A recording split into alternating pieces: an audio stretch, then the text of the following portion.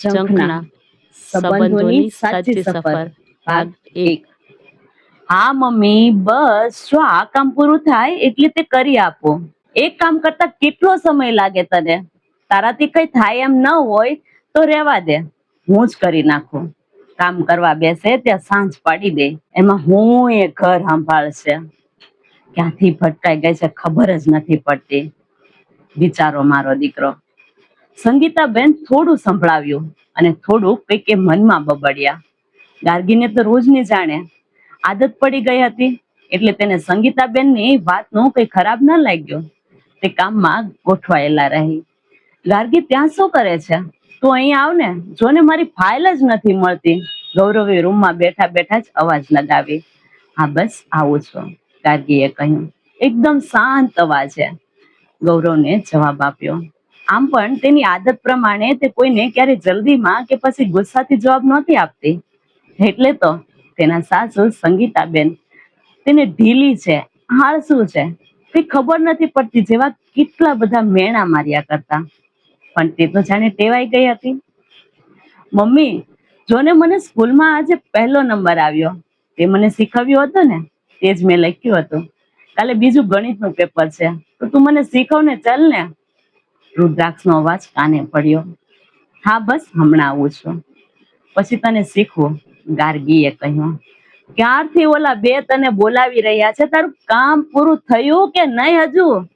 ન જવું હોય તો ના કહી દેતી હોય તો આમ હા આવું છું કઈ ખોટું વાટું હું જોવડાય છો? સાસુનો ઠપકો ફરી ગાર્ગીને પડ્યો, પણ ગાર્ગી ચૂપ રહી। તેને સામે જવાબ આપતા આવડતું હતું, પણ તે આપવા નહોતી માંગતી। કેવી માથાની ભટકાણી છે ને ખબર જ નથી પડતી। મારે જવું પડશે। સંગીતાબેન હાથ પગ હલાવતા ગૌરવ પાસે આવ્યા। ક્યાં મૂકી હતી તે ફાઇલ? લાવ હું ગોતી આપું, સંગીતાબેન બોલ્યા। કેમ, ઓલી શું કરે છે? તો તમે આવ્યા, તમે કહો તે ગોતી આપશે। મને તો ખબર હોય તો તે બધું ક્યાં મૂકે છે? ગૌરવે કહ્યું। કીધું હતું તને કે તેના ઉપર બધું ન રાખ, તે એક સાથે કામ કરી શકે એમ નથી। હવે થાવ બધા હેરાન। સંગીતાબેન બબડતા ગયા અને ફાઇલ ગોતતા ગયા।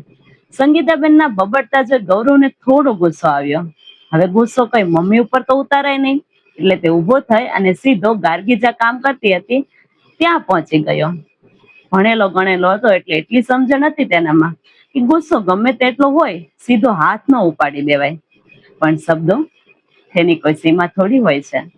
એ ભણેલો હોય કે અભણ, બોલવામાં ક્યારેય ભેદભાવ ના થઈ શકે। જ્યારે વાત પત્નીની કહેવાની આવે, મારી ફાઇલ કરતા વધુ તારે આ કામ જરૂરી છે? કેટલા સમયથી અવાજ લગાવું છું, આટલું મૂકીને ફાઇલ તો આપી જવાય ને? તને આટલી પણ ખબર નથી પડતી કે મારે ઓફિસ જવાનું મોડું થાય છે? ગૌરવ રીતસર ગાર્ગી પર તાટૂક્યો। હા પણ ગાર્ગી કઈ બોલી શકે કે પોતાના કામ વિશે સોખવટ કરી શકે એ પહેલા તો ગૌરવનો ચહેરો ગુસ્સાથી લાલ પીળો થઈ ગયો હતો। નથી સાંભળવું મારે તારું કઈ, જે કરવાનું કહું છું એ તારાથી થતું નથી અને ઉપરથી તારે બક બક કરવી છે। ના બાપો પછી નોકરીથી કાઢી મૂકશે ને તો ઘરમાં ખાવાના ફાફા પડી જશે। તારે તો કઈ કરવું નથી કે તારી પાસે કોઈ આશા રાખી શકાય કે તું બે પૈસા કમાઈને લાવી? ગૌરાના શબ્દો અંદરથી ગાર્ગીને રડાવી ગયા, પણ આંખમાં આંસુ ન વહી શક્યા કે નાકના ખૂણા ભીન થઈ શક્યા। આ વાત કેટલી વખત સાંભળી ગઈ હતી। ઘરના બીજા બધા જે કઈ કહેતા તેનાથી તેને કોઈ ફરક નહોતો પડતો, પણ ગૌરવ, એક ભણેલો ગણેલો છોકરો જયારે આવી વાત કરી જતો ત્યારે તેને બહુ ખોટું લાગી જતું।